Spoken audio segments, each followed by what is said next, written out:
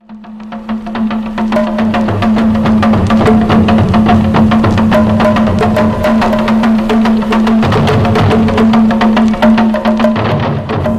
África, pelo que me contaram, eles diziam os macuas e os malês.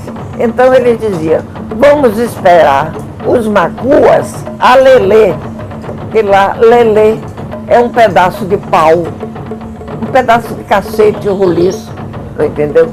Então eles esperavam os outros com paus, esperavam os macuas a lelê para lutar.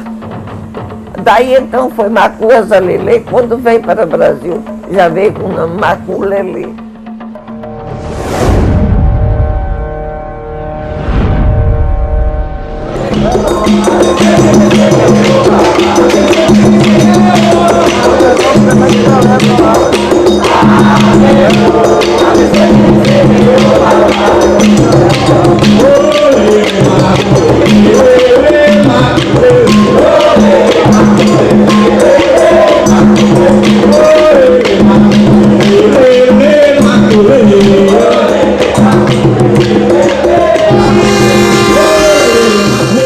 Em 1844, Tiaju, que era um negro escravo, e já começava a bater o maculelê no engenho partido. Esse engenho não existe mais. Esse maculelê já era feito por Tiaju e uma porção de outros negros escravos, amigos, parentes, que daí então foi trazendo essa história e a prática desse, vamos dizer assim, dessa cultura que é o maculelê para Santo Amaro. Quem preservou o maculelê foi o Paulino de Almeida Andrade, que viu seus ancestrais fazendo, refez, tomou assim e fez do jeito dele, quer dizer, ele já recriou.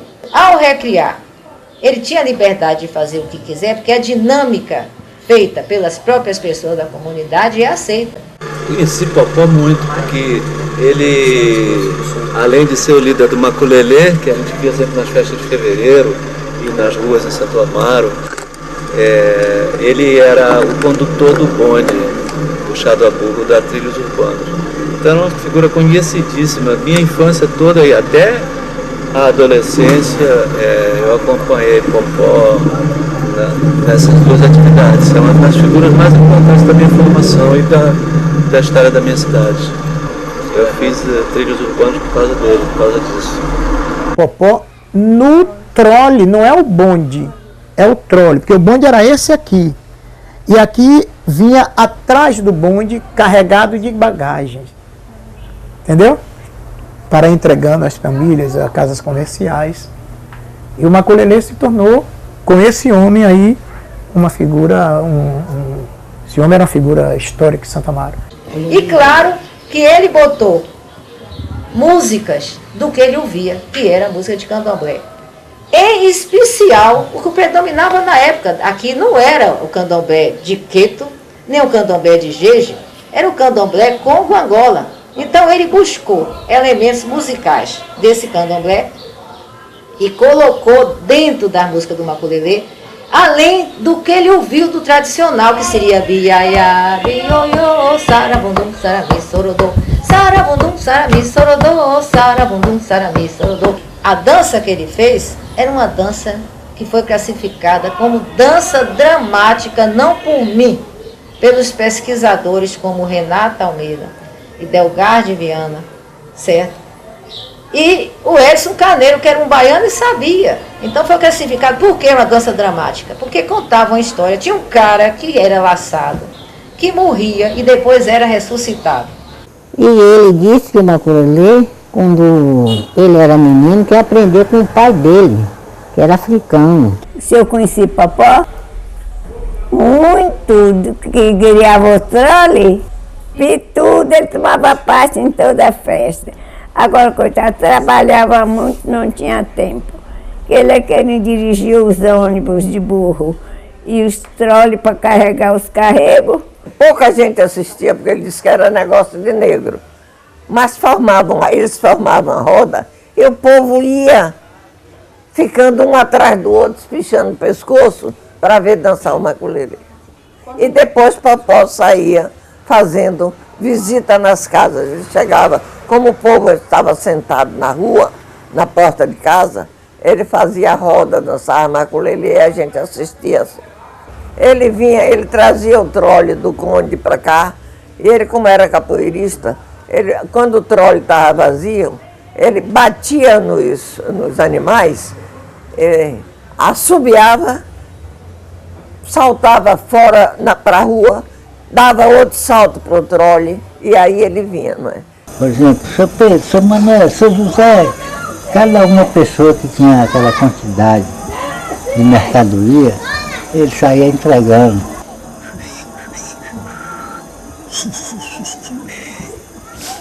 É porque não tem mais jeito. E eu tive um grupo folclórico só com mulheres, que dançavam maculelê, capoeira e samba de roda e tocava todo o instrumental. Foi um grupo único na época, década de 60. Na época que eu assisti, eles vestiam roupas comuns. Eles saíam do trabalho e com a roupa que estava, a maioria de pé no chão, com a roupa do corpo, roupa de trabalho, eles iam dançar. Maculelê não tem como ser classificado como jogo, é uma dança. Agora a capoeira sim, que é um jogo, é uma luta. Vocês não podem imaginar a maravilha do bailado. Todo mundo pensa que é muito fácil dançar maculelê. É porque não bate igual o movimento dos pés. Você para bater em cruzeta, preste atenção o bailado dos pés. O tradicional sempre dançou no chão, em roda no chão, ou semicírculo.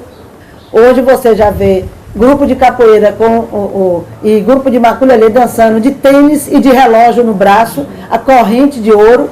Hoje em dia, até isso, para nós, aqui de Santa Amaro, ainda é um choque, porque deveriam saber respeitar a cultura deles, a cultura que foi o negro quem trouxe, e que maior repercussão desse país é a cultura negra. Em 1964, eu passei a pesquisar e a saber tudo sobre o maculelê. Formei com Popó um grupo das pessoas que ele dirigia, daí foi que veio se divulgar mais o maculelê. Viajei pelo Ministério da Educação, fui a Ceará, Rio de Janeiro, São Paulo, Minas Gerais, levando o maculelê de uma maneira tradicional, sempre respeitando o material rústico. Os atabaques são feitos a facão, são de pau d'arco, não são industrializados. O cachexê, o chaqueré também é de Flandre, o agogô é de ferro. Então, todo o meu material é trabalho manual.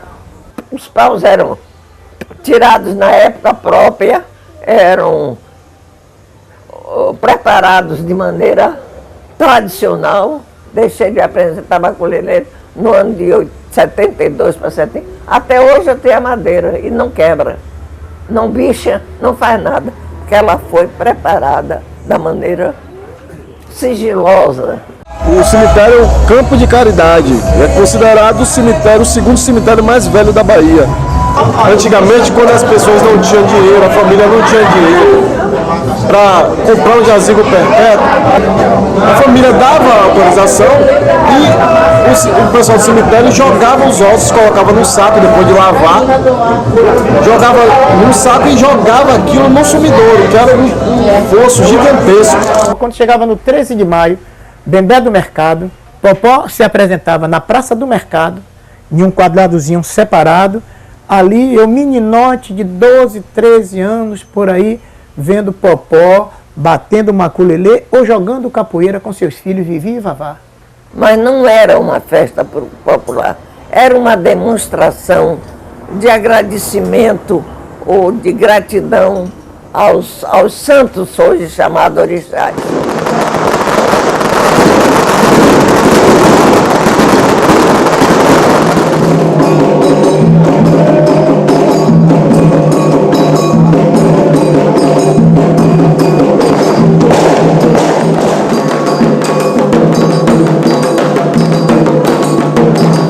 Ela se inicia um ano depois da abolição da escravatura. Então ela está fazendo este ano 120 anos de existência.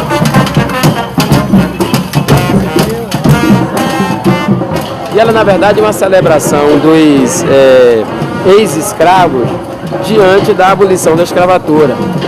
Porque houve aqui em Santo Amaro uma resistência muito grande dos senhores de engenho, principalmente, é evidente, com relação à abolição. Muitos, inclusive, não acreditavam que a abolição tivesse ocorrido. Outros buscaram na representação política a suspensão da abolição da escravatura. E outros, junto com a polícia, proibiram que fosse feita qualquer celebração no 13 de maio de 88. E aí, no ano seguinte, os escravizados, né, resolvem celebrar essa abolição. E resolvem celebrar no mercado, né, com essa corruptela que chama-se Bembé do Mercado.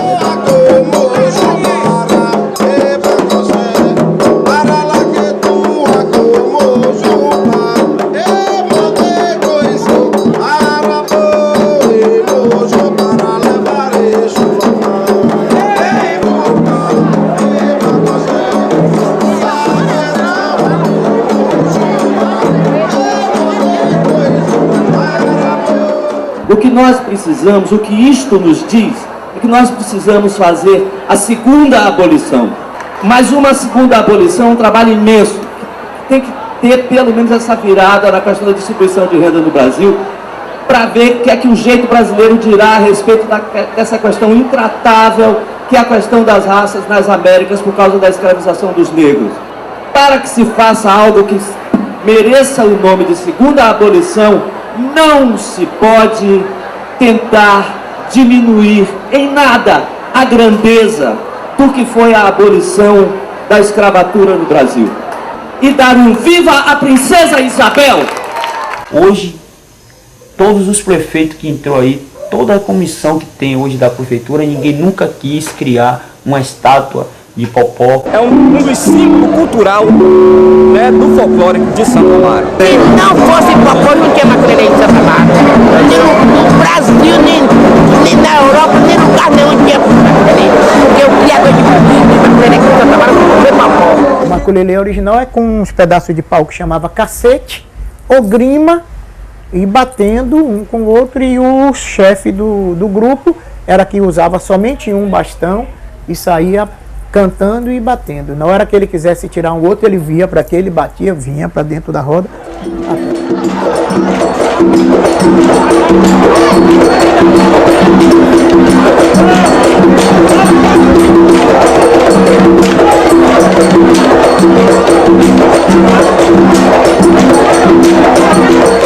Eu digo sempre que o maculelê foi uma maneira que os negros tinham de extravasar as suas raivas. Popó era um nobre no sentar, no conversar, no se referir à dança. Eu pergunto a ele, está aqui no livro. Mas, Popó, e essa história de maculelê de facão, Popó? Foi o filho de Popó, Zezinho, quando estava treinando o Viva Bahia. Popó chorava quando se falava que no maculelê tinha facão. Nunca teve facão. O ritmo era dado com paus e atabaques. Oh, minha filha, se tivesse facão naquela época, ia existir escravidão. Você acha que a gente não ia cortar o pescoço do feitor?